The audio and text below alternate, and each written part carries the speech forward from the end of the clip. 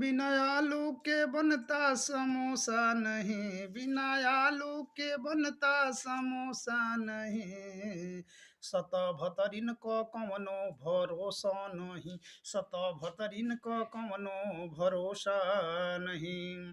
एके गो देहिया प 10 गो बाल भर, आ दसनों के पारा पारी करे लिस भर। एकरा चक्कर में टोला परोसा नहीं, सत भतरिन के कवनो भरोसा नहीं। तो नमस्कार भाई लोग, ये 76 से 77 से बची जा, ओहनी का 50-50 हो रहलन सा। आप जानब कि हम ही एकरा खातिर बानी, तो आप लोग के ठग लिहन सा, लूट लिहन सा, भाग जिहन सा। तो निवेदन बा कि 77 से बची जा, अपन धन बर्बाद होके से बचाई जा।